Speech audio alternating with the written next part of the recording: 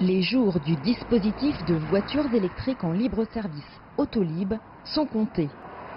En 7 ans, l'évolution des usages de mobilité urbaine, avec l'arrivée du vélo électrique ou encore du VTC, sans compter une image dégradée des véhicules, mal entretenus, ont eu raison d'un concept technologique pourtant fort de 150 000 abonnés. Résultat, des pertes colossales qui ont amené à l'annonce de l'arrêt des opérations au 31 juillet.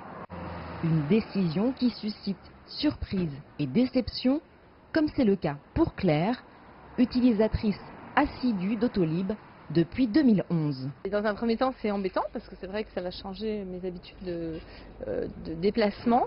Donc je pense que ça va être beaucoup le métro, le vélo, et de toute façon à Paris on marche aussi. Donc voilà, mais bon, je pense que le service de vélo va être bientôt opérationnel et donc je reste confiante sur le fait que la ville de Paris trouve d'autres moyens pour effectivement faire en sorte que Autolib soit remplacé rapidement. Pour ce dirigeant d'un bureau d'études et de recherche spécialisé sur la mobilité et les modes de vie, au-delà des près de 300 millions de pertes estimées, la source du problème est à rechercher dans le lien entre l'offre et ses usages. L'autorité publique, quand elle offre un service de transport public, que ça coûte de l'argent, ce n'est pas un problème. Mais il faut qu'il y ait une utilité sociale. L'utilité sociale, il faut qu'elle soit en raccord avec la politique portée par la collectivité en termes de mobilité.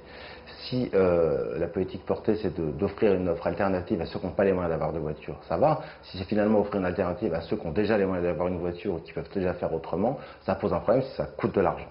Donc à partir du moment où ça coûte trop cher et qu'on n'arrive pas à mesurer l'utilité sociale du service, la collectivité a décidé de résilier le contrat. Un arrêt des opérations qui fait bel et bien figure de fiasco, mais qui ne remet en rien en cause le rôle joué par ce pionnier dans l'innovation en matière de solutions de mobilité. Paris a prouvé que l'automobilité partagée électrique, c'était possible.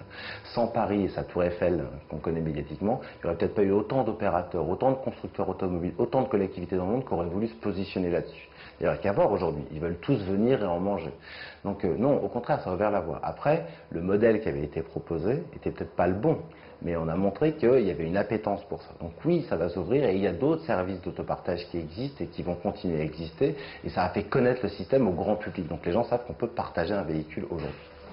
Si de nombreuses questions restent en suspens suite à l'arrêt programmé du service Autolib, notamment sur le remboursement du déficit abyssal de la société et des résiliations d'abonnements, cette initiative parisienne aura au moins eu le mérite de servir de vitrine au modèle de l'autopartage. Alors que les candidats se pressent déjà à la succession du délégataire sortant, avec cette fois-ci une offre de véhicules électriques partagés sans bornes, il leur faudra maintenant réussir le pari de conjuguer réussite technologique et économique.